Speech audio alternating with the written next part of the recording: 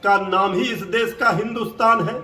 लेकिन जो लोग ये संविधान से अपने को ऊपर समझ रहे हैं, नियम कानून कायदा तोड़कर और संवैधानिक बातें कर रहे हैं, लेकिन कोई धर्मगुरु कथावाचक अगर राजनीतिक बातें करने लगे, गैर संवैधानिक बातें करने लगे, तो उनको ये नहीं भूलना चाहिए कि ये बिहार की धरती है, लोकतंत्र की जननी है।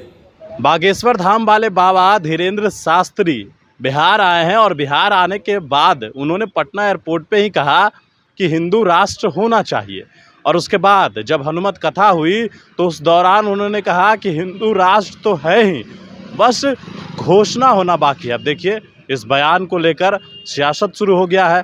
पहले से ही बाबा को लेकर काफ़ी सियासत हो रहा था और अब इस तरीके के बयान को लेकर आरजेडी पूरी तरीके से विरोध कर रही है। बिहार और पूरा भारत देश जो है वो सेकुलर है और साथ ही साथ जो बातें कही जा रही है कि हिंदू राष्ट्र, तो कोई इस बात को मानने को तैयार नहीं है, क्योंकि यहाँ हर धर्म के लोग रहते हैं। हिंदू, मुस्लिम, सिख, ईसाई, चारों कई जो धर्म हैं वो लोग यहाँ रहते हैं भारत में। लेकिन आरजेडी ने सीधे तौर पर कहा है किस एजेंडे के तहत आए हैं, किसने भेजा है और क्यों आए हैं, ये सब समझते हैं। और जो भारत है वो लोकतंत्र की जननी है और जिस तरीके से हिंदू राष्ट्र की बात हो रही है, तो ये भाजपा का एजेंडा लेकर बाबा आए हैं यहाँ। जरा आरजेडी के प्रवक्ता मृत्युंजय तिवारी ने किस तरीके से जोरदार हमला किया है धीरेन्द्र शास्त्री और भारतीय जनता पार्टी के ऊपर, जरा सुनिए। देखिए, हम सभी धर्म गुरुओं का, धर्म ग्रंथों का, सभी धर्मों का सम्मान करते हैं और सब लोगों को ये अच्छी तरह पता है ये हिंदुस्तान है, इसका नाम ही इस देश का हिंदुस्तान है।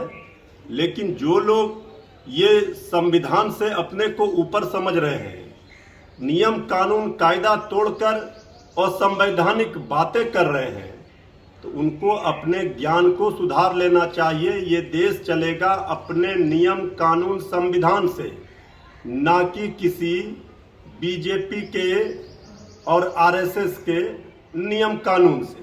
लेकिन कोई धर्मगुरु कथावाचक अगर राजनीतिक बातें करने लगे, गैर संवैधानिक बातें करने लगे, तो उनको ये नहीं भूलना चाहिए कि ये बिहार की धरती है, लोकतंत्र की जननी है, बुद्ध की धरती है, महात्मा गांधी की कर्मभूमि है। इसलिए बिहार में कम से कम ऐसा ज्ञान ना दें कि उनको भारी पड़ जाए। सबको पता है अच्छी तरह से कौन किस एजेंडे के तहत आए हुए हैं। हम लोग सभी देवी देवताओं का, भगवान को मानते हैं। हम लोग किसी से भी बड़े सनातनी हैं। अब तो जो लोग इस तरह का असंवैधानिक बातें कर रहे हैं, हिंदू राष्ट्र की बात कर रहे हैं, उनको तो सबसे पहले वो सोचना चाहिए, कर्नाटका चुनाव का परिणाम देखना चाहिए। अब तो कोई बाबा अगर भगवान बजरंगबली को ही चुनौती देने लगे, भगवान बजरंगबली ने संजीवनी कर्नाटका में बीजेपी को नहीं दिया, इसका मतलब है कि भगवान बजरंगबली वहां नाराज हो गए।